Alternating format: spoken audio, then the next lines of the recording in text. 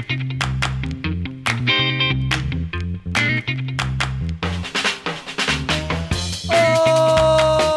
going on, everybody? Welcome to episode 310 of FloWrestling Radio Live. I'm your host, Christian Piles, joined as always by my mainest man, Willie Saylor. Kyle Brackey is here, pride of Bobcat Nation. And a happy Tuesday to everybody.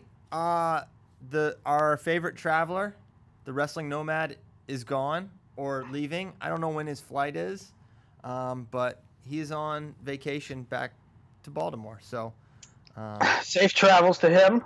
Let's hope he stays safe. Let's hope we get it back. You know, at this point, we've taught him the best we could. We just gotta let him spread his wings and fly, and just hope he comes back to the nest. He needs this break. He does. He does, especially after yesterday. We burned him. We burned him out yesterday. Yeah, we got the last bit. You know, it's like the end of a workout. Just get that last little bit out of him. It's like you could probably go home and it's probably good. You just do a little bit more and just there's nothing left. That's where we were with Nomad after yesterday. So we sent him off. But mentally, right? Mentally. Yeah. We don't we don't try to work him out physically. Afraid of what would happen. Okay. Hey, this is interesting. Josh Saunders, what's up here, Willie? I got word from there's multiple people. I wake up this morning and it's in my inbox that Josh Saunders is going to be on the Junior World Team. I don't know if it's true, but multiple people are saying Josh Saunders is going to be the 61 kilogram rep on the World Team, which he's a fine rep on the team. But it's interesting because it was Austin Gomez that won the spot, and it was Araju that was in the finals against him. Saunders would have win over Araju this spring, but it was Gomez, Araju, Decatur, and Saunders. So you would have to think that Araju turned it down because of being on the U23 team. Well, where's Gomez? Well, that's right. Yeah, that's the question. I mean, yeah, obviously veto U23s, but what's up with Austin? Is this Iowa State related? Is this just an injury and he's not able to go? That's what I'm most curious about, not so much really that it's Josh Saunders. Yeah. To me, that's the story. Yeah, I don't know. No Okay. idea. I mean, this comes to us, within the half hour. Okay, so maybe more to come there. I would assume injury, if I had to guess, right? Yeah, a couple things. It's weird. Got a couple texts this morning of interesting news as soon as my eyes opened. Also, apparently, Clovis North started school yesterday, and Edmund Ruth is not there. So where's he going to school? I don't know. I would assume he's staying in PA, but several people told me he was going to Clovis North, including the coach thought he was going to Clovis North. Weird. So maybe he had homesick after a summer out there, because he was out there Fresno like the whole summer, it seemed. Yeah. Yep. So very curious. Staying. All right, so that's that. Not a whole lot of news going on. Obviously, everyone's still kind of curious about the Iowa State situation. I don't know who they're looking at to replace Zadok at this point. I haven't heard anything. It sounds like Zadok is not. I don't know if going away quietly is the word, but I think there's still some drama going on with that, with the fallout of that whole situation. But beyond that, not much going on. Haven't heard any anything. Update. But one thing, Willie, you've never said it, or we never reported it, but Kris Foca is not going to Iowa State. No. Someone DM me like, why didn't you guys do it? If this is the truth, why didn't we say anything or do anything with that? I think I don't know. We should have wrote something, maybe. I don't know. But for the longest time, it was kind of like a silent decommit because he still might have went there. But they told me in Fargo that he wasn't going there. Okay. All right, so Foca not going to Iowa State, at least at this point. All right, interesting stuff. Nomad, as a lovely parting gift to us, left his 149 tiers. And, I won't even say. I think we should jump into them. Because 149, as I mentioned on the last show, a weight I'm very excited about. 149 was like a skipped over weight for literally 3 straight years because of Zane. Shame on you, Zane, for eliminating the discussion we could have. Because now 149, and why I like this weight is, well, you could say it's weaker now, yeah, but you could go so many directions with who can win. But at the top, Wide open. Huh? Wide open, in my opinion. Wide open. Now, at the top, his number one guy, I would say this is a swing and a miss because I don't think he's going this weight. Although he could, and even if he was, I wouldn't put him number one. But he's got, for his tier 1 is 3 people: Micah Jordan, Anthony Ashnault, and Matt Kolodzik. Yeah. Do you? I mean, I agree with that tier 1. Now, Micah's coming down in weight. Ashnault's coming up in weight. Do you consider Leith in that tier? That's one thing I was going to say. Yes, I would absolutely put Grant Leith in that first tier. I would not put, if Micah's tier 1, I have a hard time envisioning Micah because of his, Micah's great, but he has just some guaranteed holes in his game that through the course of 5 matches will rear itself at least once with his bottom issues, and I think it'll lose him a match at NCAAs every single year. And I just struggle to see him navigating that, just being a takedown guy. I think it's going to be really tough for him. I think someone like Kolodzik could give him issues from the top position. I think Leith's really good in the scrambles. I think, Ashnault's not bad. And so while I think he's pretty good on top. Ashnault's tough on top. Max Thompson's a guy that could give him issues, even though I think Mike has beaten him before. He has. So I struggle, one, after hearing Tom Ryan's interview about maybe Joey going 149, Joey McKenna. I think that's the move for Ohio State. Get Keyshawn at 141. He'll do great there. And maybe his highest potential at 141 is not that far off of Joey's at 141, where I don't think anyone thinks Yanni's going to lose. I think Ironman may be out of reach for those guys, even though Joey could certainly beat him. I think beyond that. I missed it. So Tom Ryan, is that the interview from the coaches convention? Yes. He's like, basically with those 3, nothing determined, but there's a scenario where Keyshawn goes down, Joey goes up, and I think Micah can't beat Joey, it would be my opinion. And then Micah would be back to 57. Right. That's a pretty, that's a better lineup for them, right? It's better than McKenna 41, Micah 49, and Keyshawn 57. Because basically Keyshawn probably won't be super effective at 57. But yeah, I think so. I'll get into tier 2 here, Willie. Grant Leith, sure. Bulu Allen, Max Thompson, and Pat Lugo. Just in tier 2 is Patricio. I would put Lugo. I think Lugo is better than Llewellyn and Thompson. I think he might be right there in the Leith.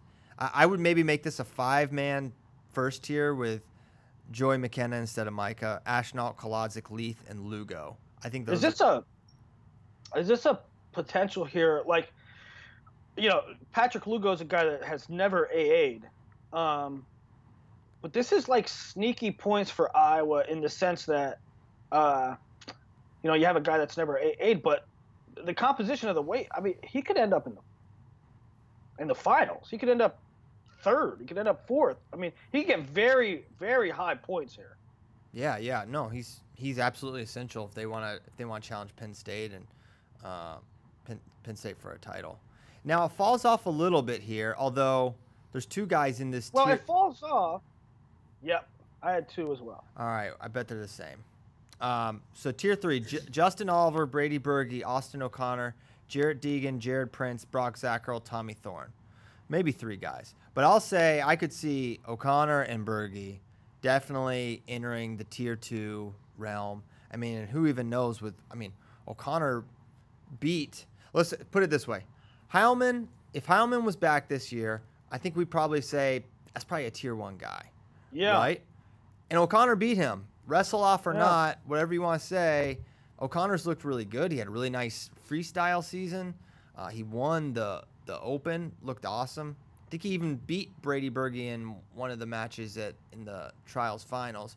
So, yeah, that one went 3. That one went 3. That was the weirdest best of 3, by the way, because I think O'Connor to me in tier 3. I mean, I can see it's difficult for Nomad because they're not proven, right? They haven't wrestled really an actual match, but to me, O'Connor's not in tier 3. He's higher. Yeah, I think, that could be a little bit of Nomads just being a little cautious, ease him in there. Don't want to just toss him right in there. But really nice year last year, 20-3. His only losses were to Pat Lugo, Surtsis, and a weird one the first weekend to Gavin Lundoff. But wins over Hunter Ladniar, Steve Blythe, Solomon Chishko, Josh Heil. So good year. That's really solid. That's a solid year. Now Berge, Darren Glosser too. Mm-hmm. Berge didn't wrestle much, right? No. Folk. No. In season last year. So, yeah, I think Berge and O'Connor could be tier 2 guys. What do you think of? I think Oliver's a problem. I mean, I think Oliver's a tough out. And what do you think of Tommy Thorne at 49? I think they're all-American contenders. I would put them outside of the title contending realm. I really like Tommy Thorne. I probably like Thorne more than Oliver. Thorne just had he just never got it together last year. I think it was injury. Is what I heard. Oliver, I don't know. Part of me is like, man, he's going to NC State, so you got to give him a couple notches up. But doesn't have the super reliable leg attacks, in my opinion. He's a little scramble reliant. Although he's a little change up for the style of the majority of this weight. Yeah. I mean, he's 8A before, correct? Yeah. Mm-hmm. Yeah. He's an All-American. He's got some nice wins. He's beaten Anthony Colica. He's really solid. Super solid guy. I think he's going to do a nice job, but I'm just a little more. And I didn't realize Zach Earl was moving up, although I've always thought he was pretty big at 41. Dude. Maruka? What about Maruka? I don't know. Dude, he's got Maruka 77th on here. But Maruka's round of 12. He's really good. He must have just missed it. Yeah, well, you put him in there. He's in here. But I know. He's literally 4th from the bottom. Maruka's a thing. Yeah, he should be a tier 3 guy. He's on the Zach Earl, Jared Prince, Jared Deegan. Absolutely, he should be tier 3, unquestionably. So, yeah, I read all tier 3, and then tier 4 is like 20 or 30 names, of which Josh Heil is someone I think you should be excited about. He had a really nice scuffle last year. Zavostowski for App State. Ranked guy basically all of the last year or two. Cole Martin, Baby J, Davion Jeffries, Ryan Blees. So there's some solid dudes in here. Sammy Krivas. Pretty solid. But the interesting thing about this weight is who can win it. And, man, there's maybe 6 or 7 guys. And who knows? Yeah. That's without guys that haven't even emerged yet. Or, what if Jaden Ironman comes up into this weight? Like, no, he wouldn't because of Leith. But, there's probably guys that have been hanging back at 41 that would maybe consider moving up or back down from 57. So it's going to be a really curious weight. Life after Zane. And really life after Sorensen, because I mean, if you were handicapping this weight the last couple of years, it was Zane Sorensen, right? But interestingly, Sorensen only made the finals the one time. Right, but from a tier sort of perspective, I mean, going into the season last couple, it was Zane Sorensen, right? For sure. Basically. Yeah. Yeah. So both those guys are gone. Who else did this weight lose off the top of your heads? Ronnie Perry, who we never factored in until he beat everybody. Yeah. So not a great weight, other than the big two. So not that it's a particularly great weight now, but it's a huge opportunity for someone. Any scuttlebutt, Christian, on we talk about Zane graduating, and guys kind of determining what they're wrestling. Maybe go 49 now. Micah. Maybe I drop now. Zane's not there, and maybe I'll go up. Zane's not there. Any scuttlebutt on like the 74, 84, 97 situation with guys like, where's Bo going? Where's Zahid going? That kind of stuff. I haven't heard anything super recently on. I mean, the speculation is Nichols going 97. I mean, that's to me that maybe a done deal at this point. Shakur's going 84. Zahid, I thought would be going up. I know he has not gotten much bigger. I don't know how much of a point of emphasis is big, but he just doesn't weigh that much. I think he's someone that looks a lot bigger than he actually is. Whereas like he's kind of like the anti-Mark Hall. I feel like we always think Mark Hall's a little smaller than he is, but he's like legitimately like heavier than Zahid. So I think we'll see Zahid go up this year, but sounds like nothing is certain at this point. Gotcha. So that's 149. What else, buddy? I don't know. What else with you? What's going on with heavyweight? I don't know. I was talking about 74, 84, 97. What about heavyweight? Is Stoll's gonna be out? I'm asking for rumors. I'm asking what you hear coming down the. What are you coming here down the pipe? Whisper down the alley. Will Cassiope go if Stoll's out the whole time and this and that? No, none rumors. One thing that I think is interesting. It's actually a question I got, but I was thinking about it yesterday. Actually, it was brought up to me yesterday, so it's interesting that this person tweeted this question. But I'll get to it here. I can't even find it. But the question is about Jeremiah Moody. He does well at Pan Ams. He had kind of a breakout at juniors, and it's like, wow, Iowa's got, they've kind of been pretty deep, and they got another guy. What about Moody as a 157 option for Iowa? Can he get down? He makes at 74, that's 163.5, 2-day weigh-ins. So he can do that. Can he get down to 57? I think he's pretty big. I think it'd be tough, but the alternative is being behind Marinelli, right? Mm-hmm. So why not give it a shot and go under? Is he a better option than Caleb Young? I don't know. He might be. He certainly could be. He could be. I mean, he was 13-4 last year. Lost to Brady Jennings from Iowa State. To me, I don't know. To me, both those guys, Caleb Young, I think could be fine. I think he could be a solid starter. I just don't know until you see it. And so, for Moody, I think you're right. I think that's a hefty cut for him, but it's probably his only option, right? And then how well does he perform when he gets down after that cut? Yeah, that'll be the question. But I think he's an interesting additional option for Iowa at 57. And really, at this point, if you're the Hawkeyes, hey, let's get a bunch of dudes down at 57, and let's see what happens. Throw them all at Midlands, use them all in duels, and see which someone emerges. They could bump. I would bump Grothus up. No, he's going 41. Remember? He can't make that. He did one time or a couple times. Did not go well. No. Yeah. Brody Grothus was a saga, man. Holy cow. Remember the year he beat like 1, 2, 3? Oh my God, I had a dream. You did? Grothus related? What was your dream? I don't know. I was at like maybe like the OTC, and I was like, I don't know. I was in this workout room, but it was like a gym. This is last night. I don't know. I was like holding court, telling stories and stuff.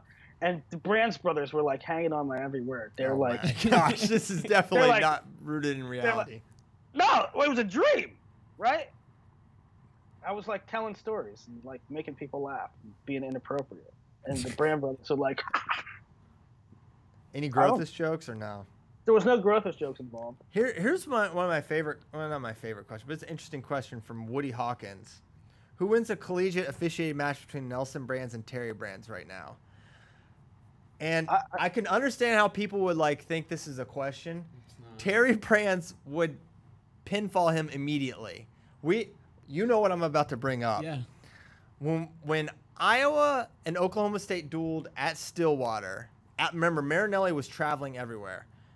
Terry Brands beat that young man for, I don't know, the better part of an hour.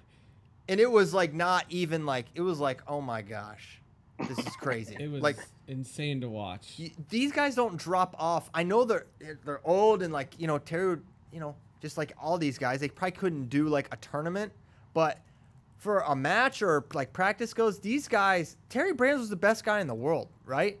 And Nelson was never even the best at high school. And Marinelli was, and that just shows you where the gap is from like that elite high school, pretty good college to like that world level. Like Terry Brands is that dude, and he would absolutely annihilate his son. And Terry never really like took a day off. He never really stopped, right? He was the best in the world at one time, and he never really stopped going to a wrestler. It's not like Mark Schultz. Yeah, he wrestles pretty frequently. No, so Terry Brands would. Shoot, he probably kills most people in that room. I remember there was one of my favorite Flow videos ever when they go and it was the year McDonough won his national title. And Terry is just like, it's not even a match. He's just annihilating McDonough, right? Just the level these guys are at. You saw Guerrero yesterday with Mike Mao, right? Like these guys still have it. They're still, you don't just forget how to be world level at this sport and how to school people. So except for who? Rulon. Dang, why'd I say who? Why did I even say who?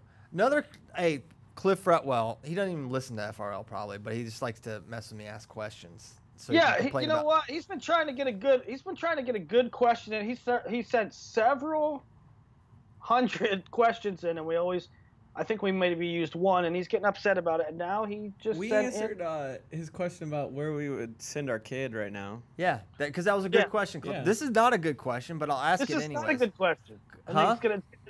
That's what I'm saying. He sent a lot of good questions that didn't make the show. He got upset about it, and so he sent a ridiculous question, and it's going to make the show. It's going to make the show. FRL question from Cliff Fretwell. What establishment makes the best breakfast chicken biscuit? I don't know why he thought this was an FRL topic, but I'm curious for Kyle Brackey's answer because he's a chicken biscuit guy. Well, he's gonna say Chick-fil-A. That's the only place down here I've gotten them from. Who else even makes them? Bojangles? I mean, I would love.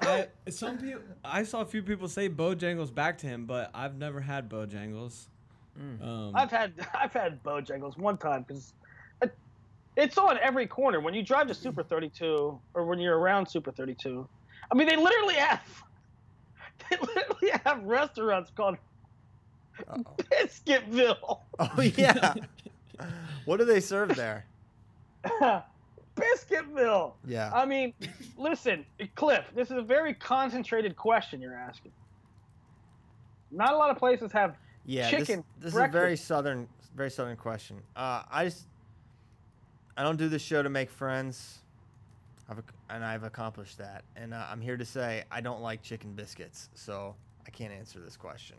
Don't like them? No, I don't like them. That's dumb. And I love fried chicken, but I don't like chicken biscuits. I don't think I've ever had one. Yeah. So, okay. Mannheim, I don't know what it is. My name is Jeff. E-Rod G. Look at his handle. It looks like my name is Jeff.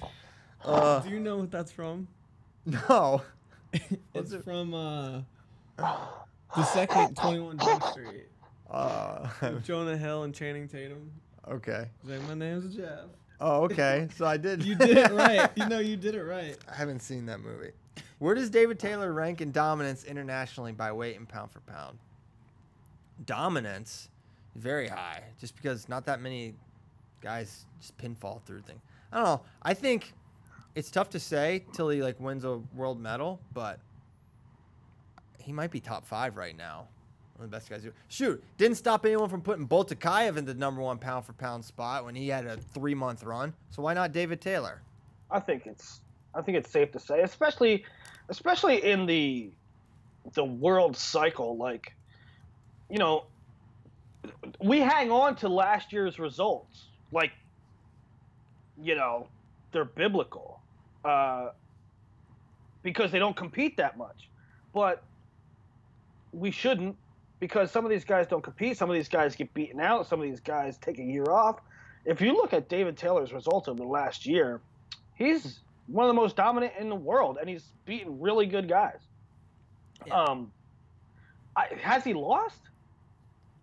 He hasn't lost. I mean, dude, Takahashi, the world champ at 57, just lost the other day. I mean, these guys out here losing. Is there anywhere you can watch Asian? I've been looking to watch some of those. I stayed up to watch them, and I couldn't find. You needed a VPN maybe, and it might have worked. I don't know. I just said that was a first-round match, I think. Yeah, it was. Yakahashi from Japan was returning world champion. He had a good kid in the first round. I knew it was going to be a good match. I didn't expect him to lose by any stretch of the imagination, but he lost. Where was he from? Who did he lose to? North Korea. Oh, yeah. Who, you know, North Korea has these guys at 57 and 59 in Greco that just, you never heard of them. Although this guy I had heard of. But they always have these lightweights that are really good. So I knew it would kind of be a thing. I didn't expect him to beat him by any stretch of the imagination. And he beat him. And then Erdenabat from Mongolia won the weight. So I'm pretty sure they were ranked 1 and 2 in the world. And the guy ranked 1 lost in the first round. So, you know, I guess the import to that for David is there's world champs losing. I mean, even look at Seth Patara's rankings rationale. There's guys that are top 10 that has lost a ton of times. There's guys that are ranked 5th that lost a ton of time. David hasn't lost in a year, and he's pinning people, and he's pinning good guys. To me, where does David Taylor rank in dominance, pound for pound? I don't know, but it's up there. It's like top 5 probably. Yeah, I would agree with that for sure. Do you guys see Abnader made the finals? Yeah, that's what I was really interested. He wrestled Yazdana Charati, and killed him, but I would like to see it. Yeah. Right? I want to watch that. Right? Oh, you know what? Somebody's posted a bunch of them to YouTube. Okay. We'll hook up the link later on.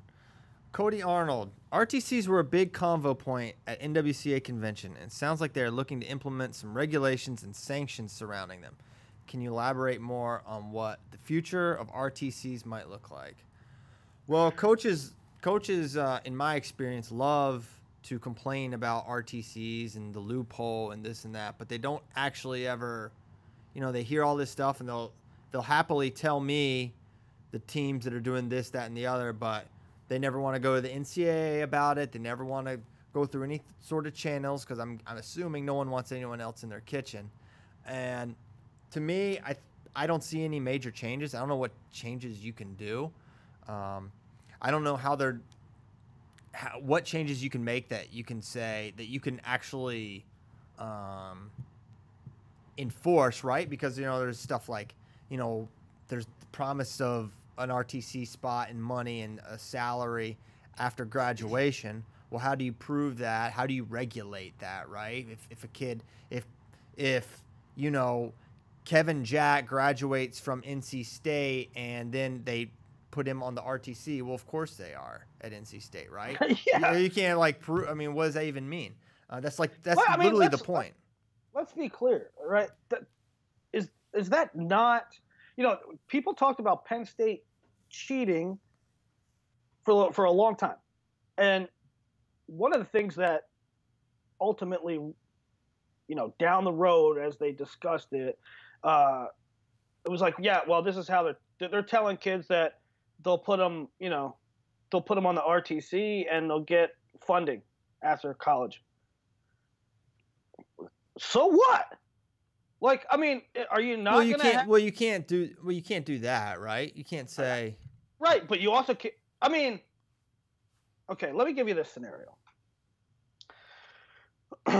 Mark Hall's on a recruiting trip to Wyoming, and Mark Branch says, "You come here, you get money through the OTC or through the RTC after college. You know, you'll have funding for, you know, your career." And that's you're not supposed to do that, right? That's illegal or something. First of all, how are you going to regulate that? Second of all, if Mark Hall goes through his career at Wyoming and he's a 4-time national finalist, of course he's going to get. Of course they're going to pay him. Yeah. It's like, what are you not going to? What are you not? I mean, that's just a reality. I don't even know. I don't even think you should have to say it. Like, hey, guess what? If you do really well, you're going to get. Now, if that is, let's say, a mid-tier recruit. Let's see, who is a mid-tier? I mean, like, I don't know. Verclaren? Jared Verclaren, okay? If Jared Verclaren, do you think if Jared Verclaren goes to Penn State and let's just say he fails out of class or something, or I don't know, he has to have his knee replaced and he can never wrestle again, or he just he just parties all the time, or like, right? Got it. Do you think that he's going to be he's going to have funding for years? No, he's not. I mean, I just don't understand what these people are complaining about. Guess what? If you're good in college, you'll have funding at the RTC. Yeah, I wonder. Breaking news. I wonder, you know, if they're using the RTCs to currently fund, to make up for the lack of like a school scholarship. If they're using that that would be bad, right? But again, it's not like that's. But here's the thing, that's not legal now. But if it's happening, so that's not. You can't put further regulation on something. You can't say now this is really a rule. It's already a rule. You can't make up for a scholarship. Okay, I'm giving you 10%, but the other 90 is coming from the RTC. You can't do that now. So I'm wondering. So that's why I'm genuinely curious what they were discussing. Is it maybe like there's a pretty large radius in which if you're that close to the RTC, you can kind of come and train there whenever you want. And obviously, schools like that are in those kind of hubs, you know, Rutgers is near so many wrestlers, and Penn State and Ohio State, you know, they can get all these guys to come in there and train. Is that what they're talking about? Do they want to tighten that up? Who can come in and train? I don't know. I don't know neither. You know what? Let's start at the very baseline level. I don't really know what an RTC is. I mean, by definition. I mean, what is it? What regulates it? What's the difference between Stillwater and the Cowboy Wrestling Club? What's the difference between Oakley State and Cowboy Wrestling Club? What's the difference between Penn State and Nittany Lion Wrestling Club? Well, wait, you know that. What are you talking about? Penn State's the institution, and they compete in NCAAs, and Nittany Lion Wrestling Club is where post-collegiates and current collegiates can train, get funded, etc. I know, but so what? Like I mean, you're just talking about money coming out of a pot. Like, I don't know. I don't know. What does it matter? I there's so many questions I don't know about RTCs. Yeah, and truly the Cowboy RTC is probably an exception as far as power programs goes. They have probably one of the more low-key regional training center situations relative to. I mean, you compare that to Iowa, Ohio State, Penn State. It's not close, right? I mean, okay, what was the before they were dubbed RTC? They were just clubs, right? Gator Wrestling Club, Hawkeye Wrestling Club, or and they brought in and they had senior level athletes who they paid, right? So when they went to this RTC model, what does it change? Yeah, great question. I mean, that's. I wish Nomad were here. It was like this. It was like this change, and then I don't know. You heard? Well, they have a great RTC. Well, they had a great one before that. It was called Nittany Lion Wrestling Club. I mean, it was called Gator Wrestling Club. Well, I don't Gator know. was like an umbrella one, right? Yeah. I mean, Brent Metcalf was Gator back in the day. Okay, so that's that one. I don't know what a lot of the coaches get upset about the RTCs, but I don't know what changes they can necessarily make or what changes we really even want made. I mean, to me, RTCs are great, and I don't know what we're trying to avoid. All right, next up, where do we want to go? Ugh. What type of coach would you rather have as a head coach, technician or motivator? Kyle Brackey? I'll say motivator. I mean, hopefully you have one of each on your staff, right? Yeah. It would be nice to be a technical authority as the head coach. That would be a nice little thing. I'll tell you. Here's my thing. If you ain't self-motivated as a college wrestler, I've said it time and time again, college wrestling is the most demanding thing on earth. Maybe like second to like being a Marine or something. But if you don't I have, can find tougher lives than a college wrestler, but it's pretty freaking demanding, right? yeah. If you're not self-motivated, if you need a guy going, you gotta work. Let's get going, bud. If you need that guy, you ain't gonna make it anyway. Give me a technician. That's fake news. That's not true at all, dude. Everyone needs motivation, right? Everyone needs leadership. I mean, you're thinking of a rah-rah coach that fires you up, but leadership, we're talking about leadership, right? Well, I don't know. The word says motivator. Yeah. I mean, I would say that leadership, motivator are synonymous, right? Yeah. So yeah, maybe I'm actually changing my answer to the motivator because I'm changing the word to leader. Rather have a leader, strong leader. I'm changing the question. All right. We're getting a lot of either or type questions. We're like we had the technical savant or the raw athlete, that one from last week. This is a good question.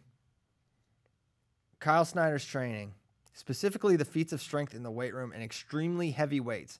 Has any wrestler previously trained like that, and will that be the norm going forward? For contrast, there is video of the weight training when Askren made the Olympic team. I would love to see that. I don't think there is. I think you're lying, Bobby. I don't think there's videos of Ben Askren lifting weights. Maybe weight. Prove it.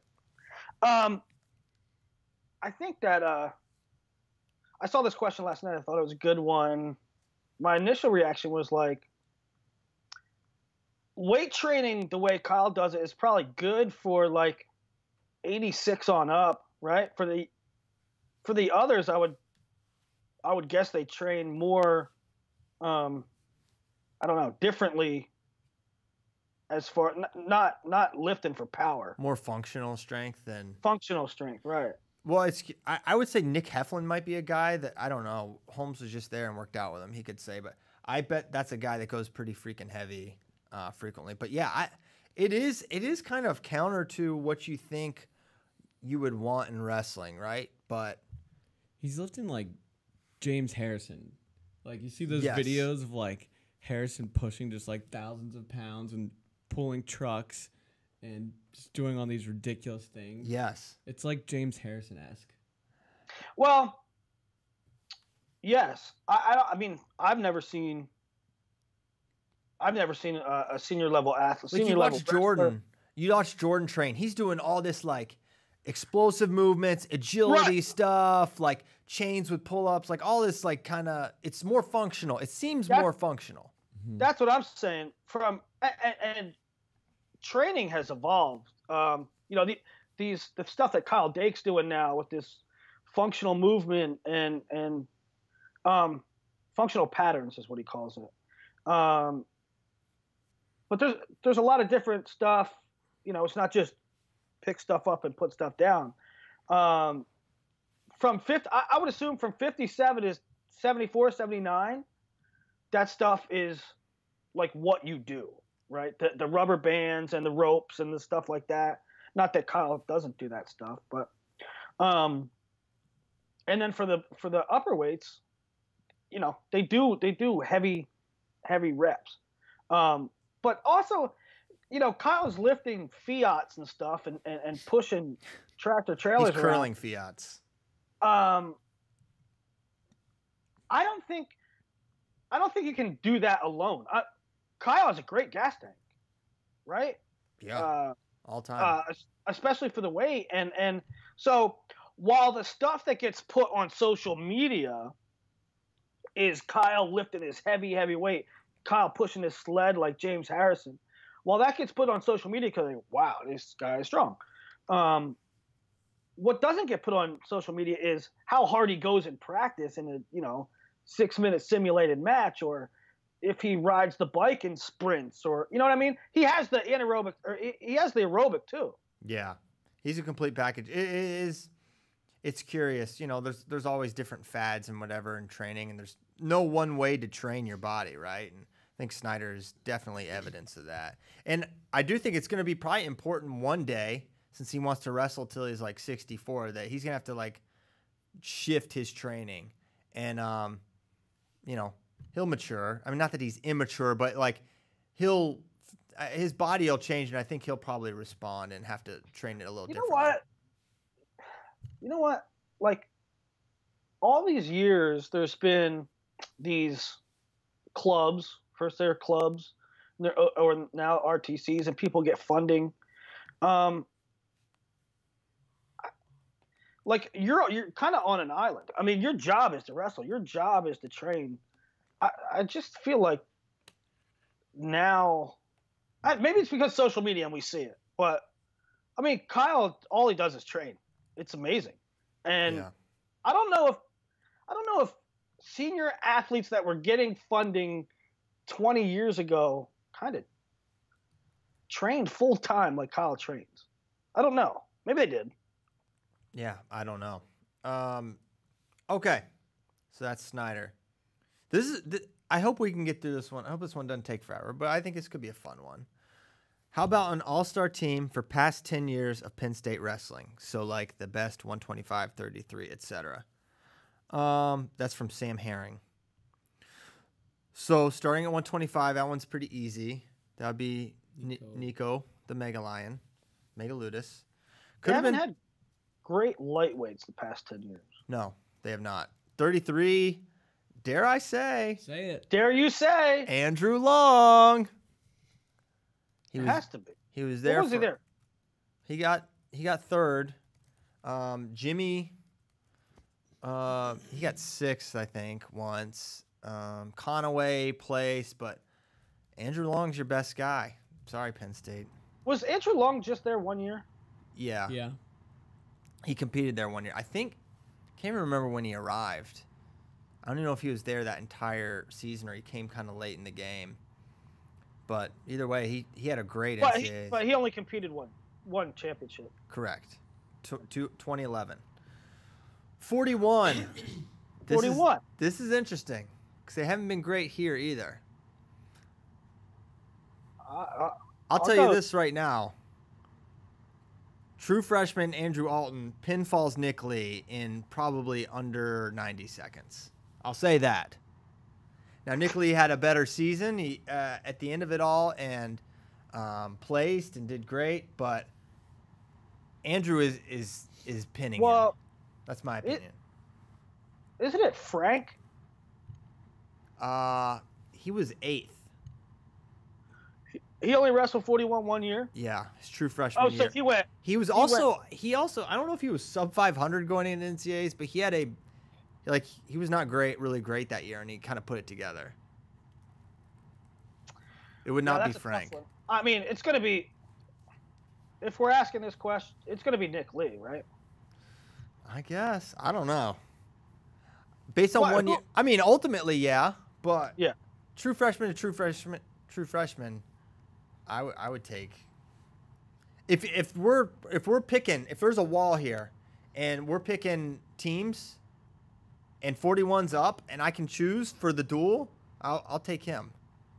I promise you, he would beat Nick Lee. I know. I mean, I'm laughing at that Montel Marion match. Oh my gosh, that was all time. He didn't.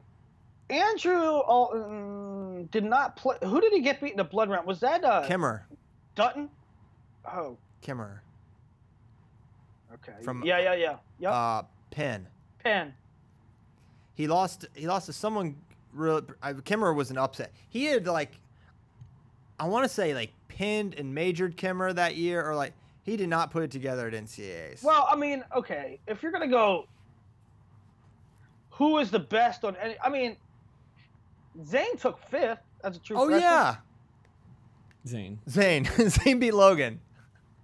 I just had him. I was like, he's their 49. Well, does that mean we're gonna get David and Ed in multiple weights and No, we could put James English at 49. I'd probably go Frank before English, but yeah. All right, let's go. Are we making our ideal lineup? If we're not making our ideal lineup, then Zane. Let's say you can only use one guy once. All right, we'll put Zane at 41 and we'll put Frank at 49. That's stupid. Why would you want that? You could have the most dominant Zane, the most dominant NCAA wrestler, maybe the last 10 years or more, or so you can have the true freshman version and have a guy that was. I'm not. We're trying to make a dual team here. Is that what we're doing? We're trying to make an all-star team, and you're gonna put in the Zane version that got 5th. I'm not saying the version.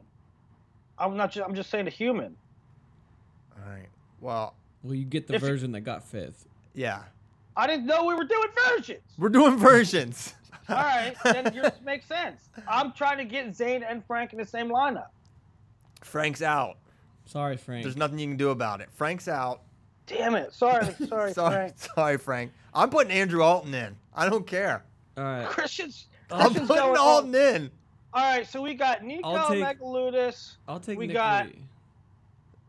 What's our lineup so far? Nico? Andrew Long. Andrew Alton. Andrew Alton. I should have put Adam Lynch in. He beat Montel. Zane? 57 is Jason Nolf. Yes.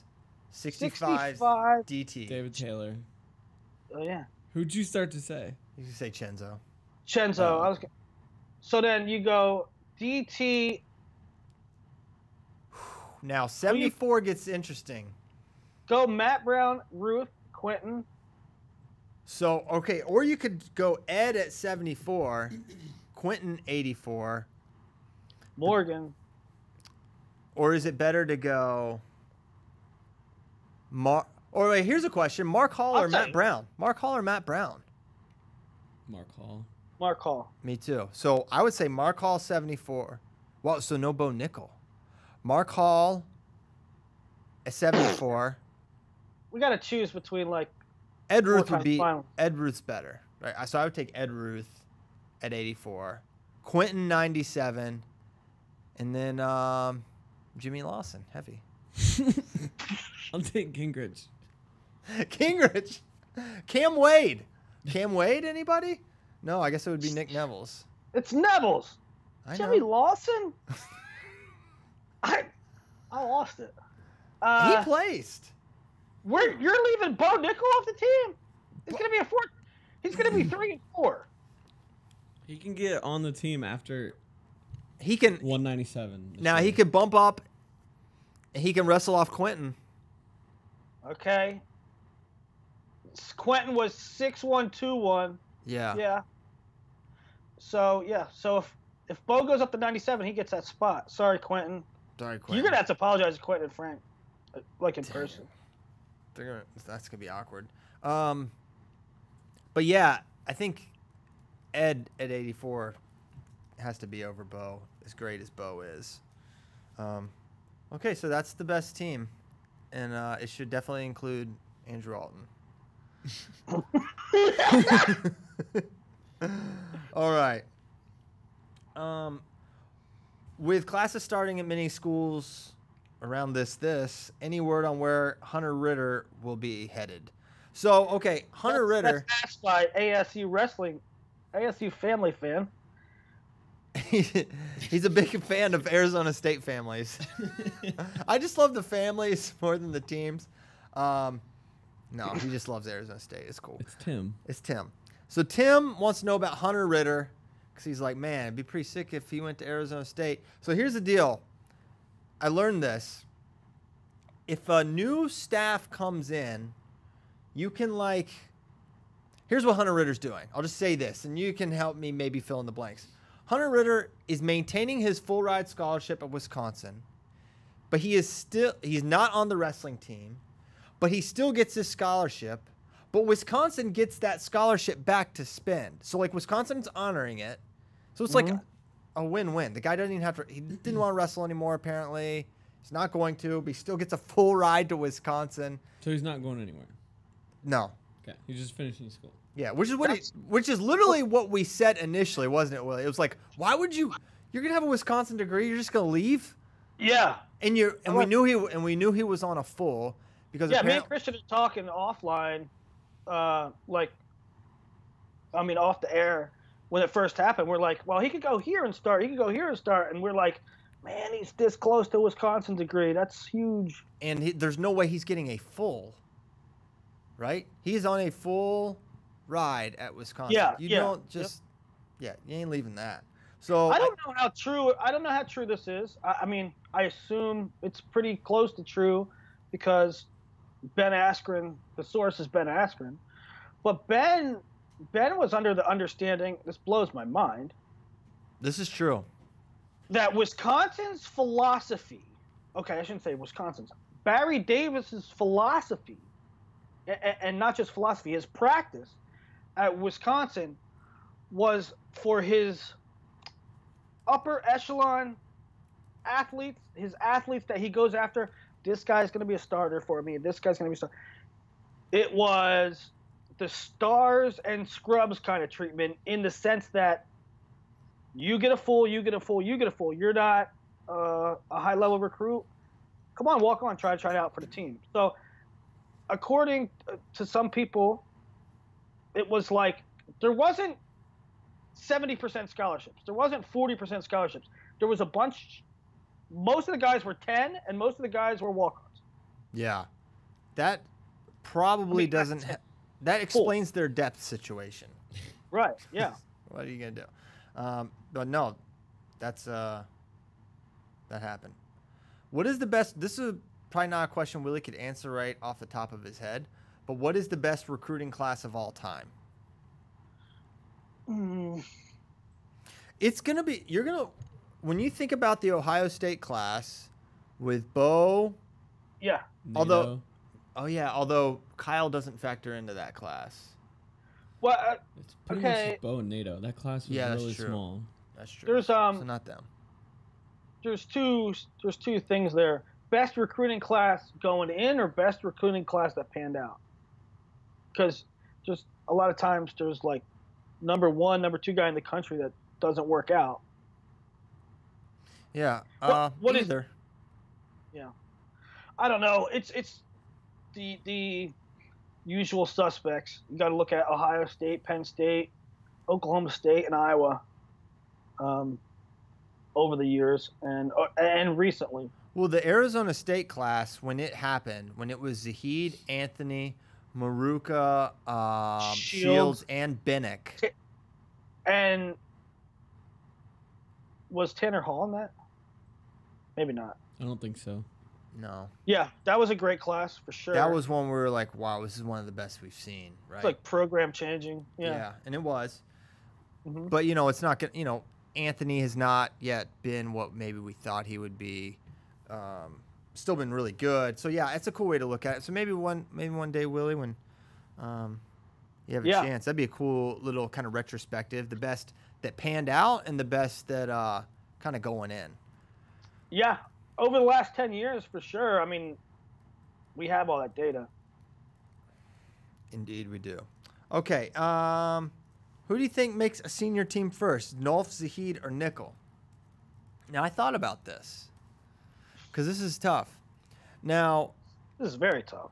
because it's all about who they have to go through, right? So I think the answer I may go with, my caveat here is if Zahid goes 79 next year, and we know Dake's going down, I'll say it right now, Dake's going down to 74 next year.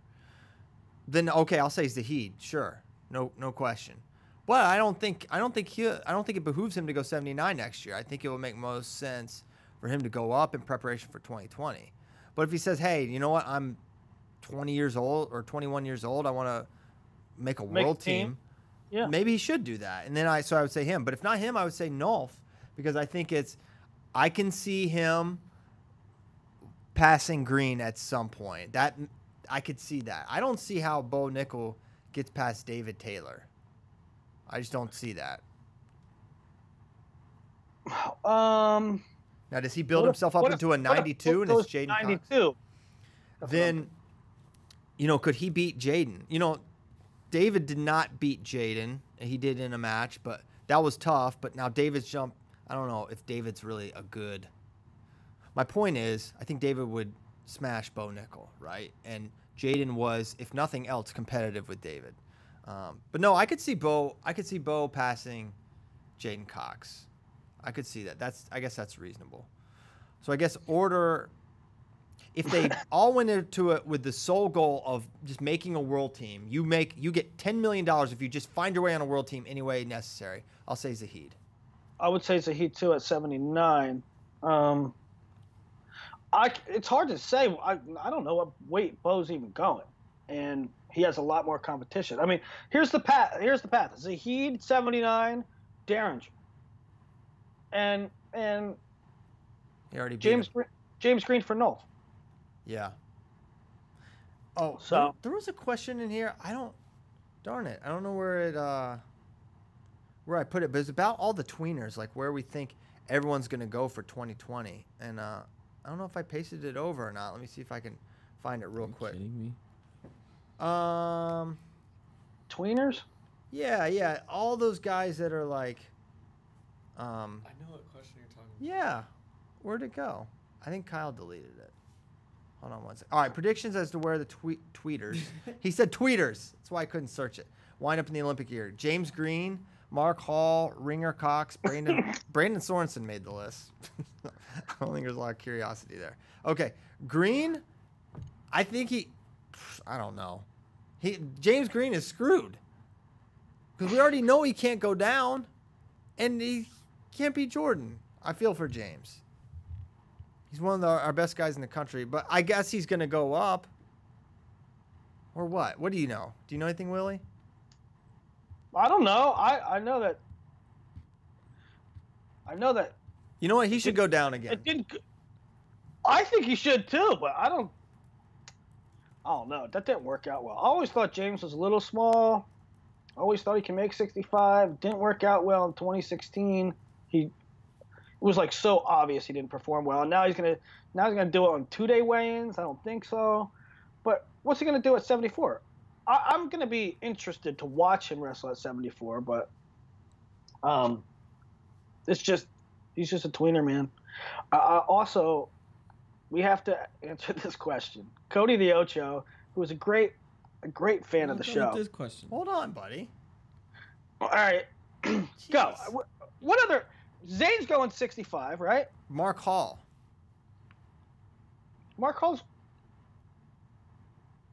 gonna have to go. Yeah. I don't know. Yeah, exactly.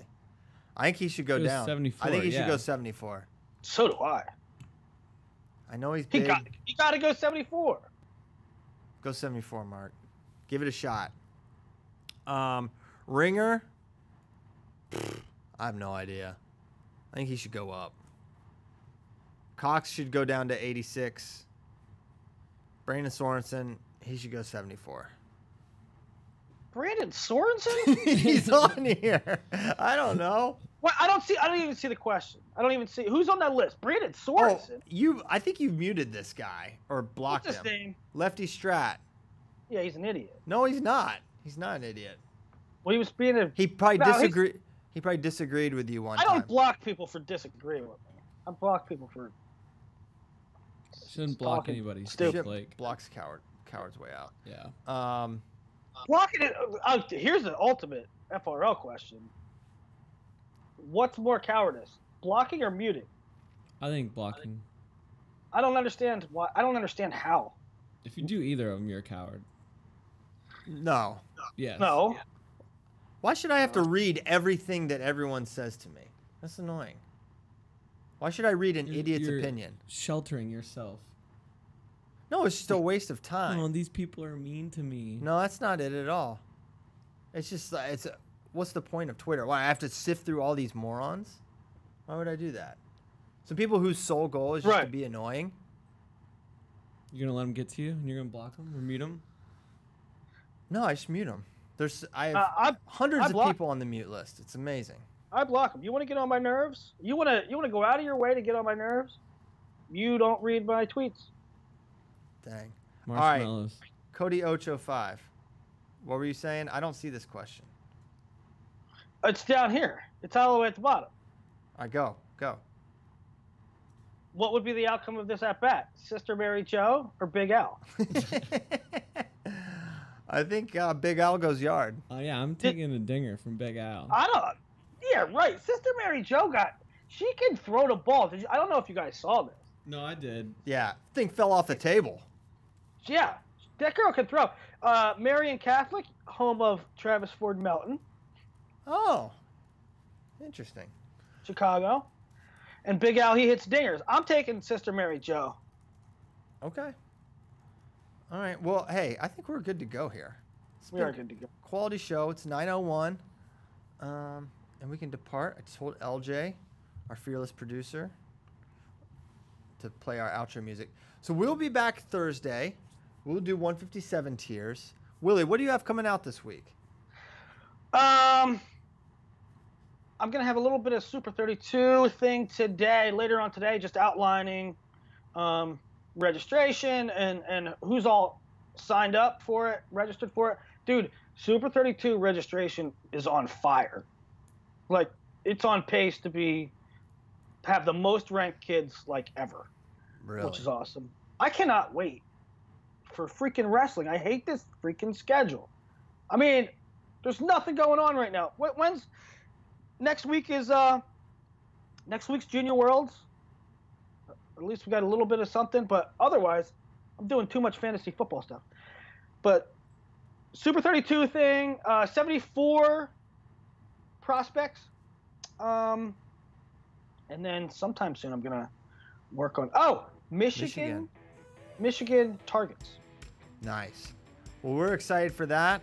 You guys should talk about stuff on the message boards, so then we can talk about it. What do you mean? Stuff on the message board? Our fans on the message board. There's dead right. Oh yeah. Yeah. Come on, message boards. Hawkeye Report. This is what you're for. You are literally for these off seasons. You guys bring DWI. DWI. Yep. 34 and counting. Are you Wake still up. alive? 34. Are you still alive? Someone go up to Oklahoma and check on 34 and counting. What's You have going on? internet. Somebody get 34 and counting a defibrillator. Thank you to A6. Thank you to you. We'll be back Thursday. See you next time. Thanks, guys.